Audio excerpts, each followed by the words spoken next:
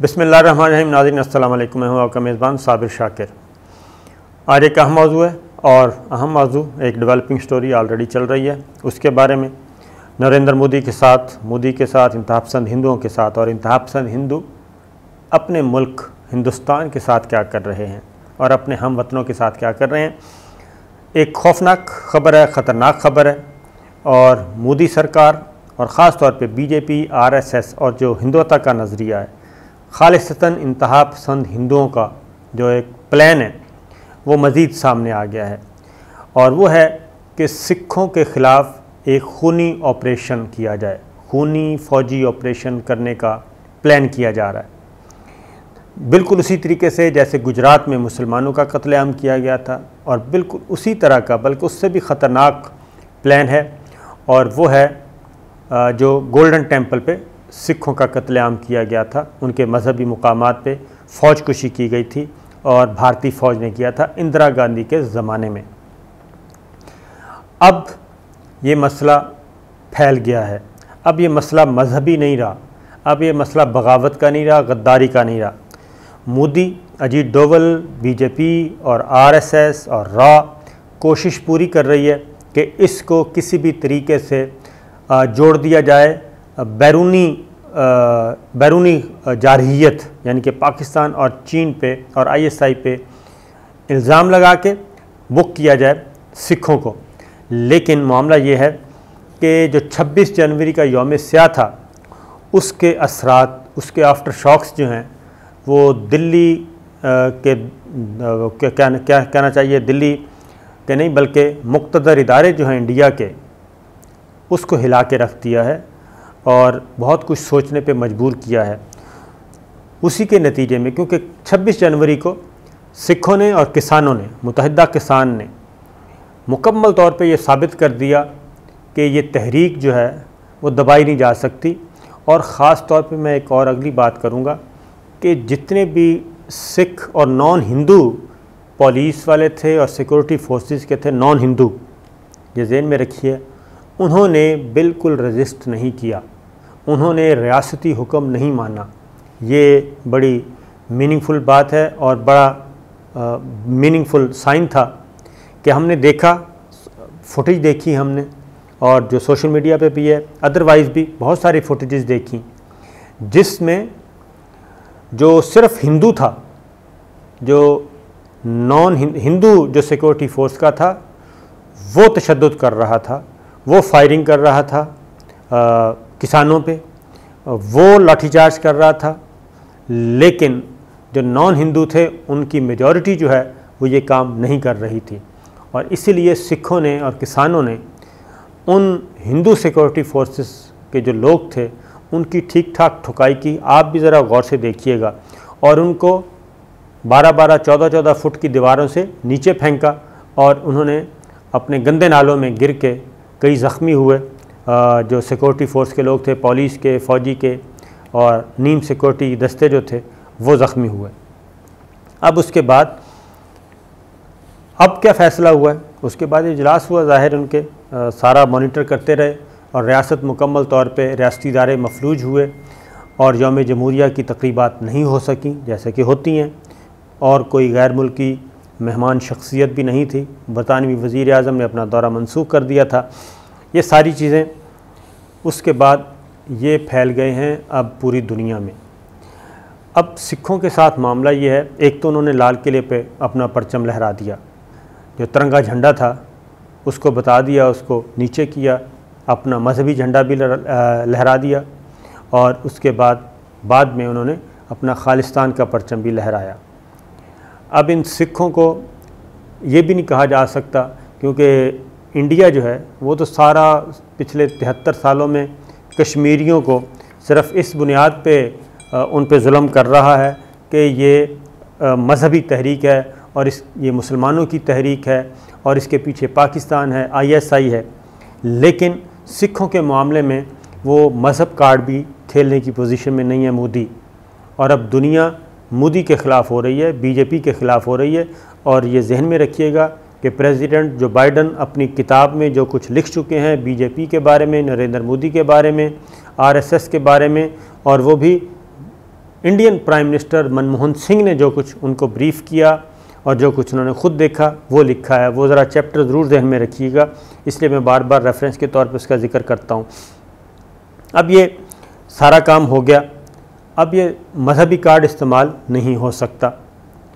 सिख हैं, वो 2 करोड़ से ज़्यादा की आबादी है, और न सिर्फ 2 करोड़ से आबादी ज़्यादा है बल्कि कनाडा, बरतानिया, अमेरिका और यूरोप, वहाँ पे सिख कम्युनिटी में का जो असर व रसूख है वो भी ज़्यादा है। वो भी पार्लियामेंट में पहुँचे हुए हैं, मुख्तलिफ़ पार्टीज़ ज्वाइन करके मौजूद हैं। अब ये खालिस्तान अब कुछ और हुआ हो या ना हुआ हो, लेकिन सिखों ने 26 जनवरी को इंडिया के यौम जमहूरिया पे पूरी दुनिया को बता दिया कि खालिस्तान तहरीक मौजूद है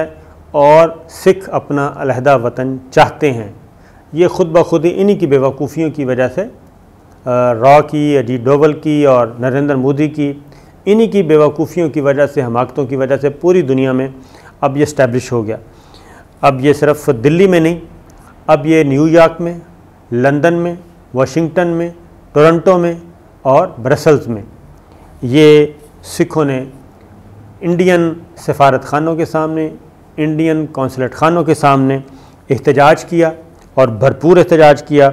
और सारा दिन ये सिलसिला पूरी दुनिया में चलता रहा। और अब तक ट्रैक्टर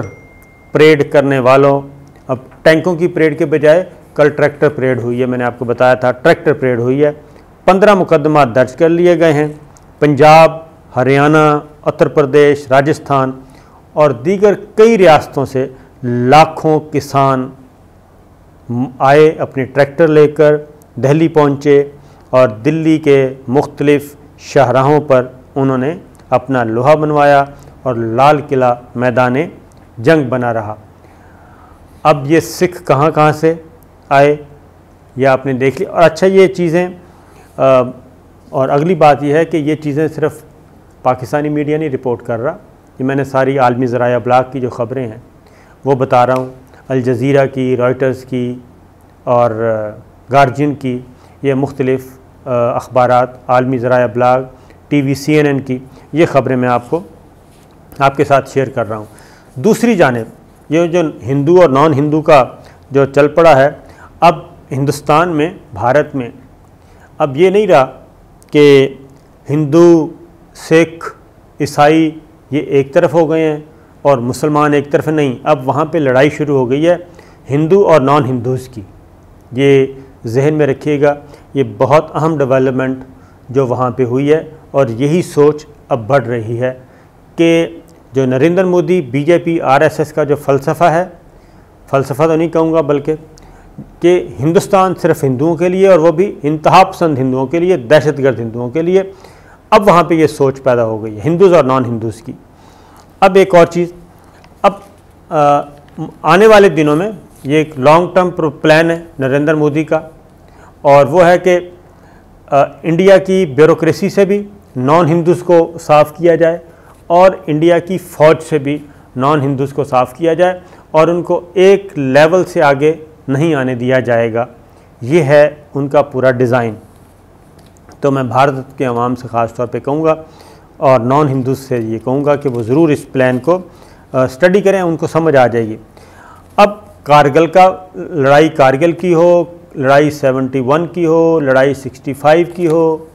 और या फिर चाइना के ख़िलाफ़ लड़ाई हो, अब इसमें कौन लड़ता है? इसमें सिख फ़ौज लड़ती है,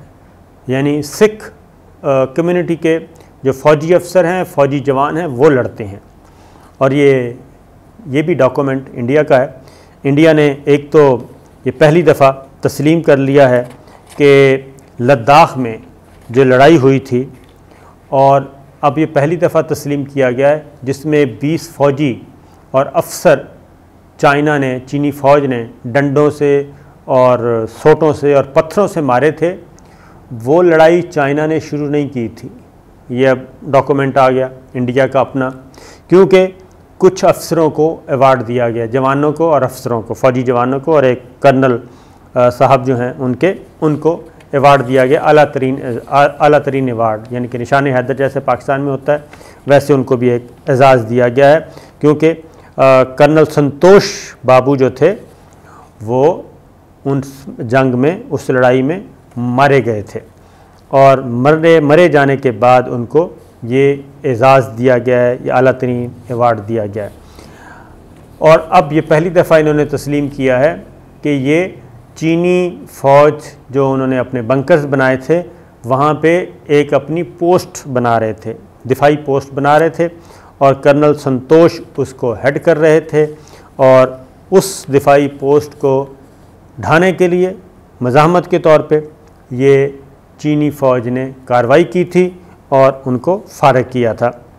मार दिया था। अब उसमें मज़ीद जिन जवानों को, यानी कि जो उसमें जहाँ बहक हुए, हलाक हुए, शहीद हुए इंडिया के अकॉर्डिंगली, तो उसमें जो अब तेजेंद्र सिंह मौजूद हैं,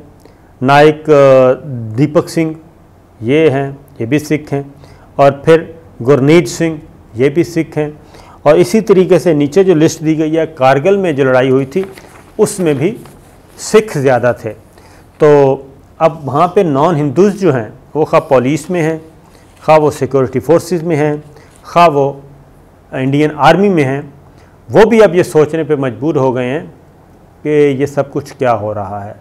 अगर हिंदुस्तान हिंदुओं का है और वो भी इंतहापसंद हिंदुओं का है और नॉन हिंदूज़ के लिए कोई जगह नहीं, पहले मुसलमानों को इन्होंने किया, फिर सिखों का किया, फिर ईसाइयों को कर रहे हैं, फिर बंगालियों को निकाल दिया, फिर असामियों को निकाल दिया,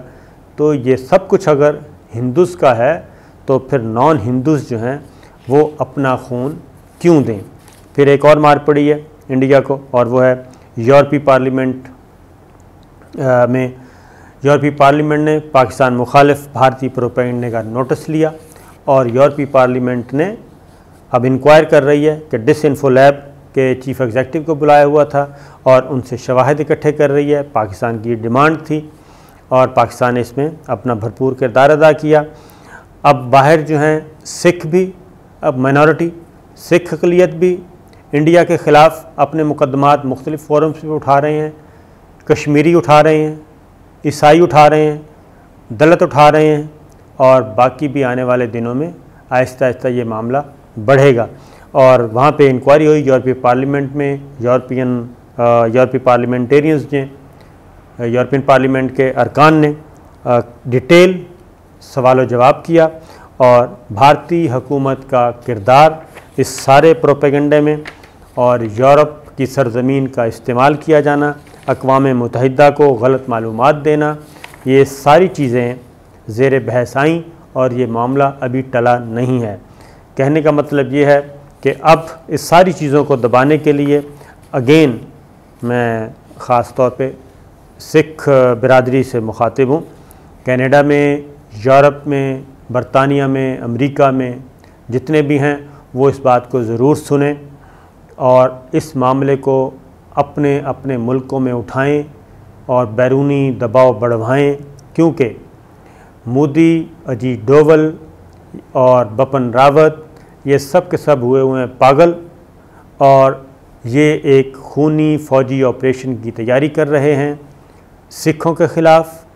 और ये ऑपरेशन उससे कहीं ज़्यादा ज़ालिमाना होगा और आप लोग भूल जाएंगे